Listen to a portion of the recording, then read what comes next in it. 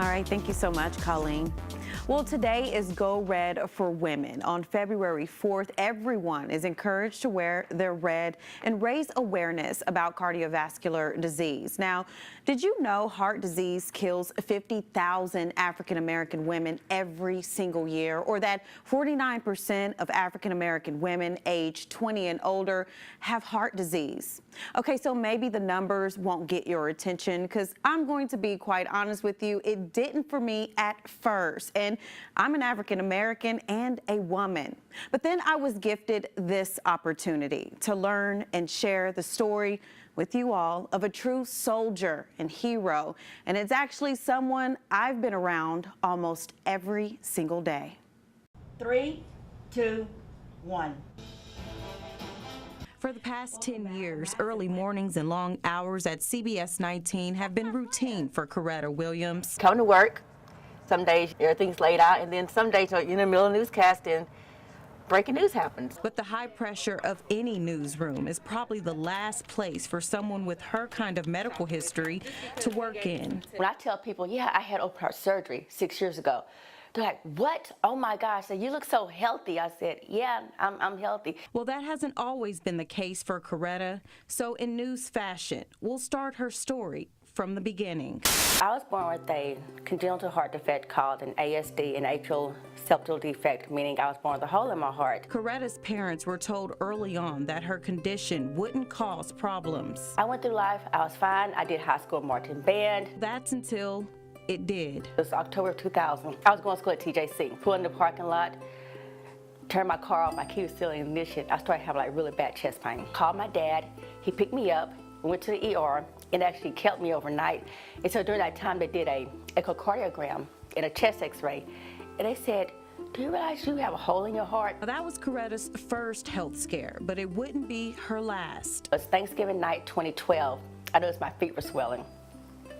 But I'm very hard-headed, so I didn't go to a doctor. And so after that point, it was like my feet were swelling up and down. 6 weeks later, Coretta made it a point to see a cardiologist. She was put on medications and a special diet, but it wasn't until a routine checkup that her doctor told her this. You know, looks at me eye to eye, straight in the eye, he says, you need open heart surgery. He said, so let's get this done. And I was like, you got to be kidding me. But he wasn't kidding. Over the years, Coretta had been ignoring key complications of ASD.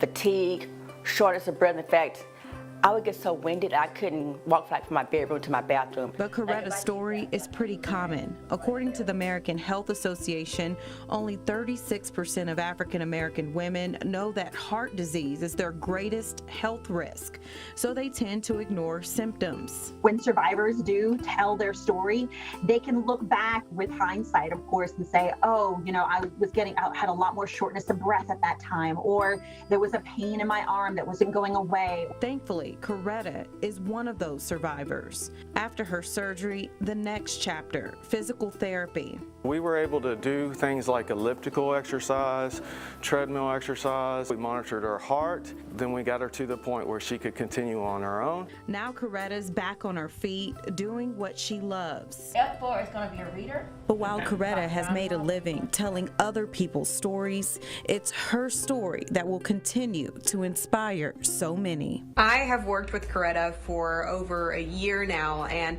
she's helped me so much in the development of my career already. When she told me that she had open heart surgery, I was shocked because she comes in every single day to work with a positive attitude, and she's so willing to jump in and help anybody do anything. I'm just so inspired by her. I really did not know about her medical conditions. You wouldn't even think about it with her attitude. She comes to work every morning with a positive atmosphere. Just something about her attracts other people to like her. I think it's a great thing that you were able to share your story with us ladies in the newsroom and just be an inspiration to all of us. Your story is truly inspiring. After everything you've been through and after everything you continue to grow through, you still come to work, you still put your best foot forward, and you still come in with a smile on your face. Sweet Coretta, we have known each other a long time. You know how much I love and adore you. And I am just so thankful for your incredible strength. You amaze me every day. It was scary, but, you know, I said, you know, God has me. So instead of Go Red for Women Day, here at CBS19 and on the Morning Loop, you're going to cry, Dana, aren't you? We say Go Red for Corey. Corey is short for Coretta. We don't want to put a race on it. We don't want to put a gender. We just want to support you, Coretta, because we're so encouraged by you and inspired for you sharing your story, you know? Thank you so much. How do you feel about that, like sharing this personal story with everyone? You know, I just want to like encourage people just to, you know, pay attention to your body, listen to your body, because you know, like when you don't feel right and when you don't feel right, that's when you need to go to the doctor. I feel like that's something we do as women. We're always trying to take care of everybody else, and we just don't listen. We're like, it's going to be fine, it's going to be fine. But it wasn't fine, and we're thankful that you listened. Yes. And I actually made an appointment because she shared her story. I've done she the was same like, thing, yeah, absolutely. She was like, I don't want to scare you, but I'm like, but it's just being aware, right? And taking those steps. So again, thank you. We can throw up numbers all day, but just hearing it and knowing someone personally can definitely make a difference.